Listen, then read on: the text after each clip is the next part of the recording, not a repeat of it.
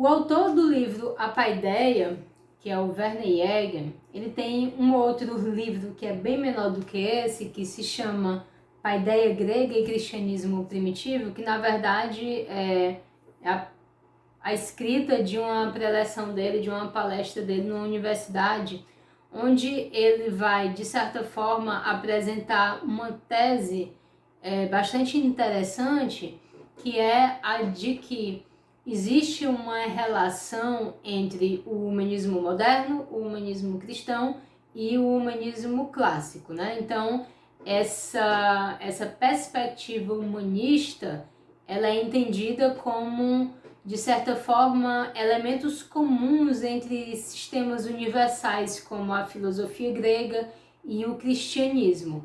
Então, essa confluência entre essas visões de mundo, ela vai ser apresentada como, inicialmente, um trabalho de assimilação pelo cristianismo da filosofia grega através da ideia da paideia. A paideia é o processo de formação, né, de cultura, de espiritualidade, que busca uma ideia elevada de homem. Então, a gente sabe que na Grécia Antiga houve todo um processo que fez com que a noção de justiça ela fosse pensada como um elemento fundamental em um determinado momento e que a filosofia sobrepujasse a própria sofística como uma possibilidade de condução da vida que buscaria esses valores supremos como o bem, como o belo, como a justiça, e tudo isso é uma perspectiva filosófica, espiritualizada, idealista, que é assimilada depois pelo cristianismo. Então, a paideia socrática é entendida como uma perspectiva de uma vida virtuosa, né? De um modo de vida voltado para o cuidado da alma, para o cuidado do homem. A própria ideia de homem ali apresentada por Sócrates, ela vai ser sim assimilada dentro do cristianismo primitivo. E o que é que a gente tem nesse contexto do cristianismo primitivo? A gente tem uma primeira reação à filosofia grega, através, por exemplo, de Taciano e de Tertuliano, que queriam considerar o cristianismo como um culto bárbaro que não precisava dialogar com o pensamento grego, mas a gente tem posteriormente a isso todo esse processo de assimilação. E aí você tem São Justino Mártir, você tem Clemente de Alexandria, você tem Orígenes, os padres da Capadócia, que vão fazer esse processo de assimilação. O primeiro momento importante nesse processo, nesse cruzamento, né, desses dois pensamentos, desses dois sistemas, é a própria noção de logos. Então, logos é um termo grego fundamental, que significa a ordem que perpassa o cosmos, a racionalidade, a sabedoria. E a gente sabe que no Evangelho de João, o Logos fez-se carne, então o Verbo se fez carne, o Logos é o Messias. E aí você tem uma relação do Logos com o Filho de Deus, e isso vai ser abordado por muitos desses pensadores. Na obra de Orígenes, você vai ter uma espécie de ênfase nessa questão da paideia grega, né, que vai ser assimilada como paideia cristã. A partir daí, o que é que você tem? Você tem um tipo de especulação teológica que ela é extremamente rebuscada e busca fazer com que o cristianismo saia daquele contexto de uma seita qualquer para um aspecto de maior universalidade. Então é a partir desse trabalho, né, que busca defender a fé cristã não apenas diante da massa, mas diante da grande intelectualidade da época, que o cristianismo vai conseguir se tornar essa grande força, né, que vai sair do Oriente e tomar o próprio Ocidente.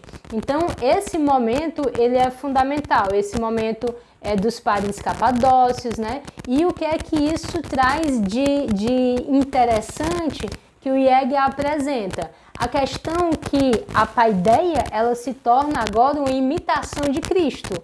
O que é a paideia? É a busca de um ideal mais alto, né? De um modelo, uma ideia de homem. Ora, O cristianismo, ele tem esse homem ideal é Cristo. Então a paideia grega passa a ser pensada numa ótica cristã e você tem a imitação de Cristo como sendo esse processo pedagógico. Então a ideia de vida filosófica socrática, ela é assimilada sim, mas ela é assimilada dentro de uma perspectiva de um monastério, dentro da perspectiva de uma vida ascética, de uma vida voltada para a imitação de Cristo. Isso também é um processo, esse é o processo de assimilação dentro da perspectiva do cristianismo primitivo. Claro que a gente vai ter os outros momentos importantes, que é o momento, por exemplo, da síntese agostiniana, né, que vai pegar as ideias de Platão e que vai traduzir dentro da linguagem cristã. E você tem bem depois também a assimilação do próprio Aristóteles. Mas tudo isso é um momento posterior. Em relação a esse momento do cristianismo primitivo, o que é importante notar é que, dentro dessa perspectiva da paideia grega, você tem a fundamentação de uma perspectiva humanista. A gente sabe que, por exemplo, o Platão, ele superou o humanismo dos sofistas, que era um humanismo relativista. O que é que Protágoras dizia? Protágoras dizia, o homem é a medida de todas as coisas. E o Platão vai dizer o quê? Deus é a medida de todas as coisas. Então você tem aí um humanismo mais espiritualizado, um humanismo que coloca o homem na sua dignidade própria de ser racional, de ser espiritual, mas que se curva, né? que tenta, de certa forma, se elevar a uma ordem maior do que ele. Então esse humanismo, ele vai ser assimilado e ele vai ser acentuado, né, dentro dessa perspectiva cristã. E aí você tem a tese do Jäger, que é a defesa de que há uma linha, né, desse humanismo cristão, desse humanismo clássico, e uma outra tese que ele defende é que o próprio humanismo renascentista, ele vai estar ligado a essa tradição. E ele mostra isso historicamente. Por quê? Porque a obra dos padres gregos, a obra desses apologetas do cristianismo primitivo, ela chegou, né, como uma herança para o próprio momento ali do humanismo renascentista.